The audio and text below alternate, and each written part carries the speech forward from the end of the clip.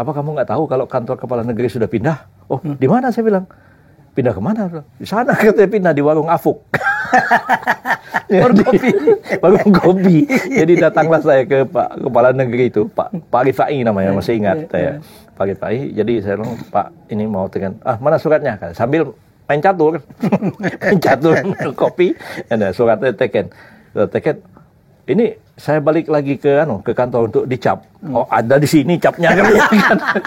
Dari sekian banyak kemenangan-kemenangan Anda dalam beracara, yang mana yang paling mengesankan atau berarti untuk seorang Prof. Yusril? Ketika saya menguji undang-undang tentang Kejaksaan Agung, itu yang memang banyak diingat oleh orang ya pada waktu itu. Jadi saya menganggap bahwa Jaksa Agung itu tidak sah pada waktu itu. Oh, yang itu ya, kasusnya Basili Arief? Masih Hendarman Supanji. Hendarman Supanji, ya, oke. Tapi saya bisa melakukan itu karena saya punya legal standing. Saya dinyatakan tersangka sebagai direktur penyidikan. Dia tanya macam-macam, minta nama, alamat itu. Saya tanya, begini ya, saudara Arwin Shah ya. Sebelum Anda ini jadi direktur penyidikan, diangkat sama siapa? Diangkat sama Jaksa Agung. Jaksa Agungnya siapa? Hendarman Supanji. Okay. Sebelum Anda tanya saya mau tanya, Jaksa Agung itu sah atau tidak? Kalau Anda jawab sah, saya jawab pertanyaan Anda. Tapi kalau Jaksa Agungnya tidak sah, Anda nggak berwenang untuk memeriksa saya. Bahkan Anda pun bisa sepersoalkan. Pertanyaan 40, saya akan jawab pertanyaan ini kalau Jaksa Agungnya sah. Kalau tidak, tunda dulu. Terus. Konsisten. Hanya saya tinggalin Jaksa Agung, kunci itu, pintu Kejaksaan Agung itu. Di pintu, kita ambil besi, kita pukul.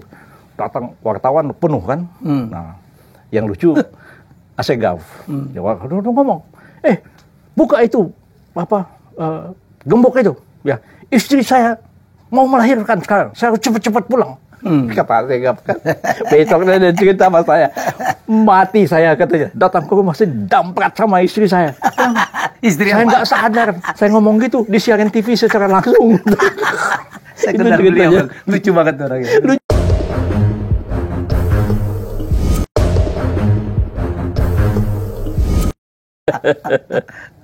Prof. Yusril itu pernah nggak sih orang, wah ini Prof. Yusril kalau membela kasus pasti menang. Pernah kalah nggak sih? Oh, berapa kali kalah juga. Oh, iya? Berapa kali kalah juga. Dan itu wajar. Ya, saya di Mahkamah Konstitusi berapa kali saya ditolak permohonan saya justru ketika saya membela PBB. Ya, pertama kan saya menentang tentang threshold. Ya, saya anggap threshold itu bertentangan dengan konstitusi. Saya uji di MK kalah, 2 kali kita kalah. Nah, jadi hal seperti itu bisa terjadi. Kadang-kadang saya pernah menguji satu peraturan pemerintah di Mahkamah Agung juga ditolak oleh Mahkamah Agung. Begitupun kadang-kadang saya membela kasus pidana, ya. Ada yang kadang-kadang dianggap orang di luar dugaan, seperti saya membela Pak Syafruddin Temenggung, ya, Kepala BPPN pada waktu itu. Ya. Yang dihadap tuh KPK waktu Bang itu. Syaf, ya. Nah, dan akhirnya sampai di Mahkamah Agung kan dinyatakan onslah. Jadi perbuatannya ada, tapi bukan tindak pidana. Nah, hanya itu satu-satunya. Tapi begitu ada beberapa, mungkin 3-4 kasus tindak pidana korupsi yang saya bela, itu malah kalah kita. Nah, yang agak di luar dugaan tuh kasusnya Pak Syafruddin Temenggung aja. Yang lain-lain ya kita dikalahkan. Begitu juga pra-peradilan. Mungkin di antara 10 pra-peradilan yang kita ajukan, mungkin ada 7 kita menangkan, 3 kita kalah. Gitu. Ya, terakhir kita membela pra-peradilan di kampung kita sendiri, di Belitung pada waktu itu. Kasus ya, mana? itu dimenangkan. Kasus lingkungan hidup. Jadi Belitung atau Belitung Timur? Belitung Timur. Belitung Timur. Ya. Pak Yusril kan dari Belitung ya? Belitung Timur ya. Sebenarnya sih orang Belitung itu timur barat satu. Sama aja. Pulaunya kecil. Pulaunya kecil. Penduduknya dikit. Orangnya itu satu suku. Jadi kalau Bangka agak gede pulaunya, makanya dialeknya agak beda. Kan? Orang Bangka Selatan, Bangka Utara agak beda. Tapi kalau orang Belitung Melayu ya Melayu lebih.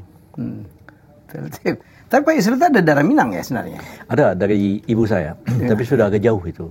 Ya. Ya, dari nenek. Tapi nenek saya itu masih sadar betul bahwa dia itu asalnya dari Payakumbuh. Cuman dia tidak bisa menunjukkan di mana keluarganya pada waktu sudah tua. Jadi belakangan ibu saya dan saya itu mencari keluarganya di Payakumbuh dan akhirnya bertemu di satu kampung lah di Payakumbuh, dan sebagian dari keluarganya itu sudah pindah ke Kabupaten Kampar. Kampar Riau. Di Bangkinang. Bangkinang, Ya, Riau, ya. di Bangkinang. Jadi ya, akhirnya bersatu lagi. Tapi kalau bapak saya orang Melayu betul. Lahir di Belitung. Belitung. Iya. Jadi kalau ibu saya itu susah mencari keluarga, tapi kalau bapak saya mungkin barangkali dia bangsawan gitu ya. Jadi punya silsilah yang agak jelas begitu. Jadi kalau saya lihat Belitung tuh ya, pulau kecil, orangnya dikit tapi melawan-melawan tuh ya. Ada Prof. Yusril, ada Ahok, ada Tan Malaka ya. Aidit. Aidit ya, DN Bukan Tan Aidit. Malaka, DN Aidit. Di Nusantara Aidit. Iya. Ahmad namanya, Ahmad Aidit. Ada Aidit dulu Pak saya, Aidit. bukan Tan Malaka ya. Ya. Dia memang orang, boleh dibilang orang asli situ, dia bukan Minang. Jadi apa namanya, keluarga Aidit itu bukan juga Arab, itu Melayu situ. Melayu kan? Iya, Melayu situ. Kenapa itu? Mungkin ada tradisi minum kopi kan, suka minum kopi kan. Banyak warung kopi di Manggar, di mana-mana. Iya, Gitu. itu karena Ngobrol pengaruh di situ. Cina sebenarnya. Iya, jadi orang Cina itu kan sudah ada di Pulau Belitung itu sejak abad 13. Ya, mereka sudah ada kelenteng-kelentengnya. Tapi makin banyak mereka datang setelah Belanda membawa buruh-buruh dari ketika membuka pertambangan menambang timah, ya? Nah, jadi kebiasaan orang-orang Cina itu berpengaruh juga pada orang Melayu, nongkrong, minum kopi, apa segala macam. Ngobrol apapun di situ. Ya? Apapun dari dunia sampai akhirat diomongkan di situ. Saya waktu masih SMP ingat ada kepala negeri, kepala negeri tahu kalau di Minangkabau kepala negari ya. Kepala negari, samping camat ada kepala negeri. Kades lah ya? Bukan, dia di atas dia. Oh, di atas lagi Pak? Di atas. Jadi kepala negeri itu di atas kepala desa di bawah camat. Pasiran. Ya, lebih kurang begitu. Pasiran. Jadi saya itu datang ke kantor kepala negeri itu mau naikkan surat. Jadi orang kepala negeri itu pegawainya bilang, apa kamu nggak tahu kalau kantor kepala negeri sudah pindah? Oh, di mana? Saya bilang, pindah kemana? Di sana katanya pindah di warung Afuk. Warung kopi. Warung kopi. Jadi datanglah saya ke Pak Kepala Negeri itu, Pak Rifai namanya, masih ingat saya. Pak Rifai. Jadi saya bilang, Pak ini mau tekan, mana suratnya? Sambil main catur, main catur kopi, ada suratnya teken. Ini saya balik lagi ke kantor untuk dicap. Oh, ada di sini capnya kan. Dikeluarin, stempel langsung gitu. Jadi sampai sebegitu rupa. Jadi ternyata ada warung yang saya bilang warung Afuk itu, kakek saya suka minum kopi di situ. Bapak saya pun, saya pun kalau pulang kopi minum kopi. Jadi yang warung kopi saya, katanya, Pak Yusril, ternyata kita ini ya minum kopi udah 3 keturunan, udah 3 generasi katanya. Dan sampai sekarang warung kopinya masih seperti itu. Iya. Manggar. Kota 1000 warung kopi. 1000 warung itu kopi. makap itu. Iya. Aku udah bilang berarti makap itu enggak. Padahal nggak ada 1000. Nggak ada 1000. Kayak Pulau Seribu juga kan. Nggak sampai 1000. Gunung Sewu juga nggak 1000. Iyalah. Lawang Sewu nggak sampai 1000. Jadi memang bangsa Indonesia memang keturunan makap. Kalau Dolok 1000 kan. Orang Batak. Orang Batak.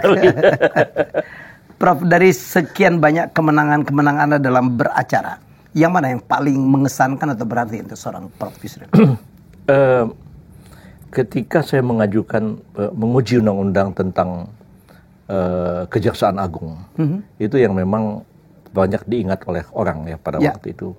Jadi saya menganggap bahwa Jaksa Agung itu tidak sah pada waktu itu. Oh, yang itu ya kasusnya Basiliari? Masih Hendarman Supanji. Hendarman Supanji ya, oke. Tapi saya bisa melakukan itu karena saya punya legal standing. Saya dinyatakan tersangka oleh Kejaksaan Agung. Jadi saya mau diperiksa. Nah, teman-teman advokat kan solider, Pak Magdir Ismail, almarhum Muhammad Assegaf, Teguh Samudra dan lain-lain. Datang. Gimana ini? Yusril, ya mau datang besok? Saya datang lah. Saya bilang, lu cari mati gitu. Lu datang di kerangkeng langsung Kejaksaan Agung. Tenang aja, saya bilang kan. Jadi pagi-pagi saya di hotel di Jalan Mahakam. Jadi udah kumpul, datanglah Assegaf. Dia bilang, saya ini bener-bener nih Pak Yusril, Anda mau melawan? Iya, saya bilang.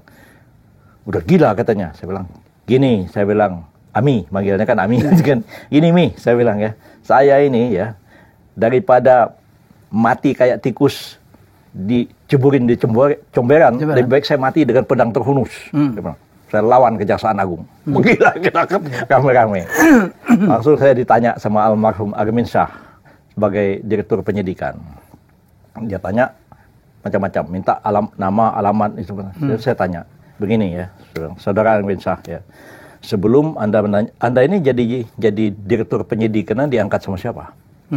Diangkat sama Jaksa Agung. Jaksa Agungnya siapa? Hendarman Supandji. Okay. Sebelum Anda tanya saya mau tanya, Jaksa Agung itu sah atau tidak? Kalau Anda jawab sah, saya jawab pertanyaan Anda. Tapi kalau Jaksa Agungnya tidak sah, Anda nggak berwenang untuk memeriksa saya. Bahkan Anda pun bisa saya persoalkan. Anda jadi direktur ini diangkat oleh Jaksa Agung yang tidak sah.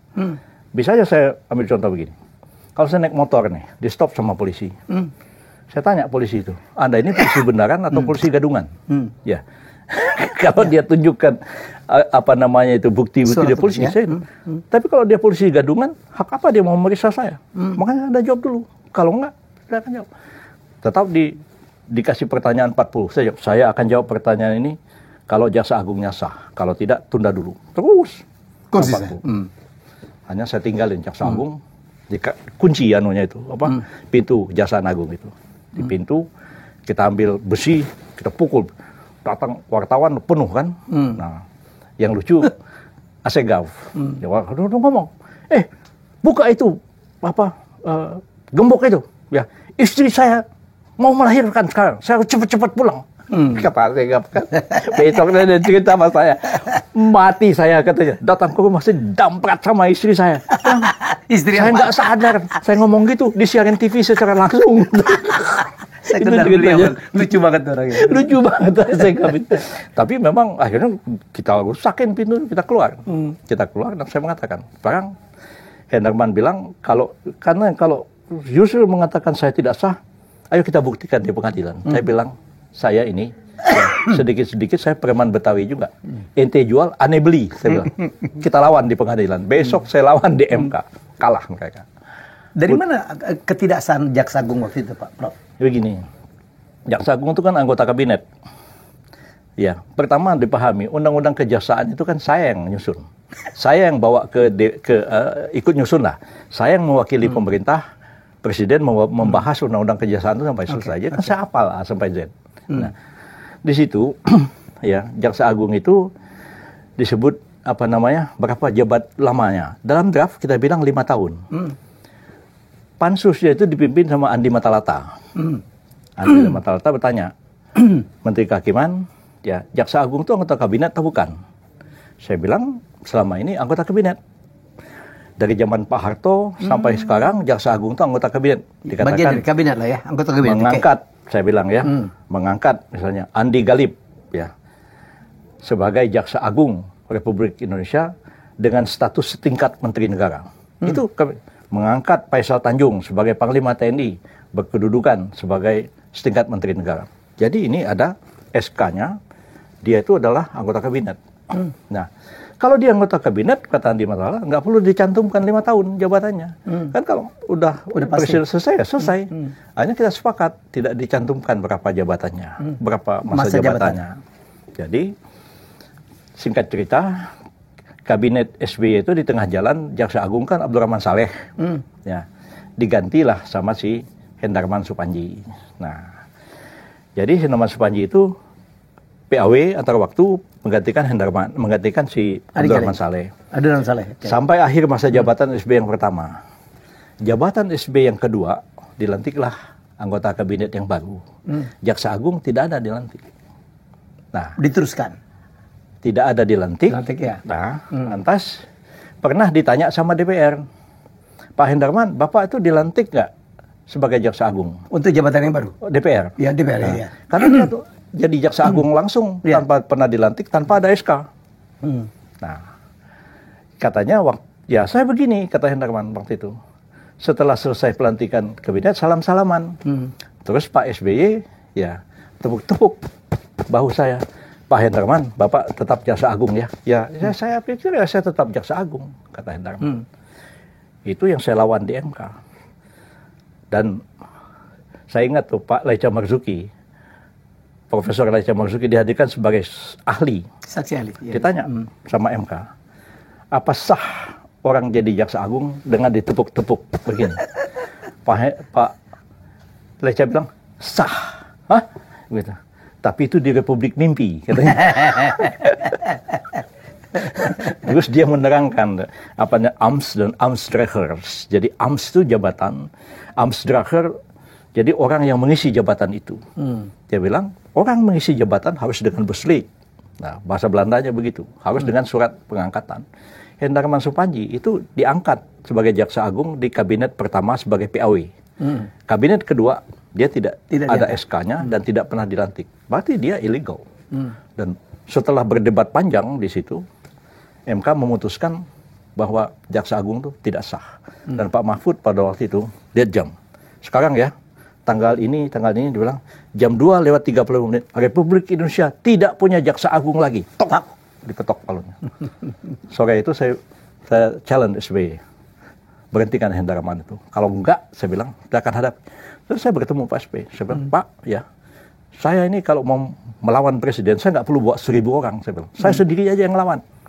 Buat apa bawa masa 10.000? Saya sendiri bisa menjatuhkan presiden kok. Saya bilang, dengan cara saya, lihat jaksa agung saya jatuhin. Masih Denny Indrayana nih, masih bela-belain dengan Pak Sudi. Macam-macam. Akhirnya ya, saya datang ke Pak SBY. Ya, saya ngomong Pak SBY pada waktu itu, berhentikan atau tidak? Kalau tidak, saya akan melawan presiden dengan cara saya sendiri. Besoknya diberhentikan. Itu kemenangan terbesar itu seorang. Saya pikir ya itu saya nggak bisa lupa peristiwa itu. Ya, jadi dan membuat saya tertawa itu besoknya itu ada karikatur di Rakyat Merdeka. Karikaturnya itu ada Hendarman lagi tidur, dibangunin sama istrinya karena Pak kerja dong, udah jam sekian. Ya, jadi jawabnya Bapak harus kerja. Wong saya bukan jaksa agung lagi. Jadi itu ada karikaturnya itu. Saya kalau baca itu ketawa saya melihat begitu. Jadi saya pikir ya, saya bukan mau menyombongkan diri, tapi saya merasa saya diperlakukan dengan cara yang semena-mena. Dan saya pikir ya, memang saya harus hadapi. Dan kadang-kadang saya juga banyak orang lain yang juga diperlakukan semena-mena, minta bela sama saya. Kadang-kadang saya membela orang itu udah nggak terpikir lagi keselamatan saya sendiri kadang-kadang. Itu terjadi dalam banyak hal. Jadi kadang-kadang saya dikoreksi juga oleh keluarga, kok sampai sebegitu kamu membela orang gitu. Setelah itu kan orang yang kamu bela kan lupa sama kamu. Ya memang itu terjadi juga. Sekarang law firm-nya Pak Iza ini tetap berjalan. Tetap berjalan. Yang pegang anak-anak sekarang. Anak-anak saya juga masih terlibat dan ada 2 anak saya yang laki yang sarjana hukum, ada anak saya yang perempuan yang menangani manajemen dari law firm itu. Walaupun kemarin Kenya dan Yuri dan ada Ali Reza yang paling kecil juga terlibat sekarang. Dulu dia semua dari UI 3-3-nya ya. Reza setelah tamat dari proses hukum UI dia kuliah di Monash University. Setelah itu balik kemudian dia jadi lawyer juga. Tapi Yuri sama Reza Yuri sedang nulis disertasi PhD sekarang. Jadi saya pikir ya anak-anak harus belajar lebih banyak lah. Jadi saya menggait mereka untuk bisa, walaupun saya sendiri ya nggak pernah bilang mana anaknya kamu sekolah hukum, nggak pernah, enggak. Iya, saya nggak bilang kamu sekolah apa itu serah aja kalian. Mau jadi seniman aja kalau maunya silakan aja saya bilang. Ya, tapi ya anehnya malah kok belajar hukum juga. Kecuali Kenya dia belajar komunikasi. Tapi baliknya ke law firm juga. Ke law firm juga. Saya bertemu kali Kenya berapa kali di Remnas, saya bilang ini luar biasa. Saya pikir dia lawyer ya. Bukan. Enggak Om, sekolahnya dia menangani ini. Komunikasi. Iya, memang tidak mudah mempertahankan law firm itu ya. Apalagi kita sudah berapa kali juga. Pertama waktu saya dulu dinyatakan tersangka oleh Kejaksaan Agung ya, sempat hampir drop ya. Saya ingat pada waktu itu Dubes Jepang sempat nanya sama adik saya Yusron. Dia bilang, gimana ini nasib Pak Yusril ya? Kita banyak pihak Jepang mempertanyakan beliau ini gimana sekarang setelah dinyatakan tersangka ini. Jadi ya saya bilang ya itulah, kalau saya tersangka orang tentu akan tanya ya bagaimana dia bisa membela orang lain, dia sendiri juga ditersangkakan. Jadi saya bilang saya harus tunjukkan bahwa saya harus bisa membela diri, saya bilang kan tuh. Yang kedua ya kemarin ketika ada badai COVID ya selama lebih 2 tahun, law firm itu juga jalannya tersyok-syok. Gitu. Saya kira banyak law firm mengalami hal yang sama. Jadi saya pun juga terpaksa agak mengecilkan law firm kita yang dulu ada di 2 tempat di Jakarta ya, di Kota Kasablanka sama di SCBD. Sekarang ini yang masih full jalan adalah yang di Kota Kasablanka, yang di SCBD. Berapa lawyer? Yang di Kota Kasablanka dihentikan kegiatannya karena memang berapa lawyer semua punya? Kalau sekarang mungkin ada sekitar 16-an kali. 16-an. Cukup ya? Cukup lah. Saya pernah kantor Pak Yusril dulu yang di Kartika Chandra ya? Yang di... Kalau nggak salah ya? Iya, saya dengan Kak Anwar Fuadi. Yang penuh dengan lukisan-lukisan. Oh iya, betul. Wow, seleranya Pak Yusril tentang lukisan. Banyak lukisan, banyak keramik. Banyak keramik. Ya, sekarang pun juga jadi bingung juga saya mau di mana mau menyimpan koleksi-koleksi yang ya ada itu. Bikin museum kayak Fadlizon dong sih. Iya, tapi kalau buku-buku dan lain-lain itu saya sudah sepakat dengan Fakultas Hukum UI untuk dihibahkanlah ke fakultas dan mereka juga menyediakan satu lantai yang cukup besar di gedung baru untuk menghimpun koleksi buku-buku itu karena tidak buku-buku itu bukan punya saya seluruhnya. Ada juga beberapa banyak buku itu punya Profesor Osman Ralibi yang dulu diserahkan ke saya waktu beliau meninggal. Ada juga sebagian buku Pak Muhammad Nasir yang diberikan ke saya dan Pak Muhammad Rum juga ada diserahkan. Jadi banyak sekali dokumen-dokumen masa lalu kita seperti dokumen Rumroyen, dokumen ada di ada Bapak, ya? Beberapa perundingan di KMB. Itu ada catatan-catatan yang barangkali bisa untuk orang mau research bidang sejarah begitu. Oke, Prof. Wow, hampir 1 jam kita. Oke. Mungkin ada closing statement ya barangkali. Ya. Anda kan idola banyak orang ya. Terima kasih banyak saya sudah diberikan kesempatan untuk diwawancarai pada sore hari ini. Walaupun minta maaf setunda-tunda ya, tapi penuh dimengerti. Mudah-mudahan ini menjadi satu bahan renungan bagi saya pribadi, terutama untuk juga melakukan introspeksi ya terhadap kekurangan dan kelemahan dan kesalahan, tapi juga barangkali apa yang saya sampaikan itu baik analisis maupun pengalaman pribadi ya. Barangkali itu juga bisa dijadikan contoh barangkali kalau bermanfaat bagi orang lain. Kalau nggak bermanfaat ya nggak usah dijadikan contoh aja. Terakhir, kunci sukses seorang Prof. Yusril yang demikian memenangkan hampir lah saya kan. Bukan semuanya. Kasus itu apa sih, Prof? Mungkin karena saya tidak semata-mata belajar hukum. Saya belajar filsafat. Filsafat juga. Ya. Jadi belajar filsafat itu membuat analisis pikiran kita itu kan lebih tajam. Karena bayangkan kita mahasiswa filsafat itu belajar logik aja sampai 2-3 semester kan. Dan membaca teks-teks perdebatan filsafat itu mulai dari klasik zaman Plato, Aristoteles sampai ke zaman modern sekarang. Dan orang tuh terbiasa berargumentasi, menyusun satu argumen sangat kokoh, dan kemudian belajar filsafat itu membuat orang dia bisa melihat sesuatu yang orang lain tidak lihat, begitu. Jadi karena itu banyak yang lebih mudah saya anjurkan waktu itu untuk belajar filsafat juga. Walaupun saya nggak puas belajar filsafat, waktu itu saya belajar politik juga. Saya sampai ambil S3 politik, sampai selesai juga. Tapi S3 filsafat belum selesai, malah lagi nulis disertasi saya sekarang. Mudah-mudahan akhir tahun ini bisa selesai. Amin. Jadi saya pikir ibarat kata pepatah itu berlayar sampai ke pantai, berjalan sampai ke ujung. Jadi saya pikir saya udah kuliah hukum, filsafat, dan kuliah ilmu politik, mesti diselesaikan semua sampai ke ujung. Walaupun kadang-kadang teman-teman juga tanya, buat apa lagi kamu nulis disertasi filsafat? Tapi ya supaya jalan sampai ke ujung. Melayu banget itu ya. Begitulah kira-kira. Tapi menurut saya ya, banyak orang pintar, banyak orang hebat, tetapi ya cara menyampaikan itu menjadi satu persoalan juga. Dan Prof. Yusril itu kalau ngomong, wow, metafornya, analoginya, dan orang gampang mengerti. Itu udah gampang ya, orang gampang mencerna. Saya pikir kehebatan seorang Prof. Yusril adalah delivery dalam komunikasi. Kalau berdebat itu, kalau juga itu saya sangat gitu. Berhormat, berutang budi sama ayah saya sendiri dan kepada Profesor Osman Ralibi sebenarnya. Osman Ralibi itu belajar agama di Al Azhar University dan dia belajar di Universitas Humboldt di Berlin. Pada waktu Hitler mulai berkuasa. Jadi dia ikut kuliah-kuliahnya Dr. Joseph Goebbels, menteri propagandanya Nazi. Jadi dia sangat jago berpropaganda itu. Berdebat berdebat. Dan dia mengajari saya banyak hal. Ya, tapi ya itulah Pak Osman Ralibi sudah almarhum. Saya kadang-kadang kalau teringat pada guru-guru saya seperti Pak Natsir, Pak Arum, Pak Osman, Pak Safruddin Perwira Negara, kadang-kadang membuat hati saya sedih juga. Jadi sekarang ini seperti saya nggak punya orang tua lagi yang dulu bisa saya datang, ini ada persoalan gimana caranya. Tapi kan ilmunya udah diambil semua.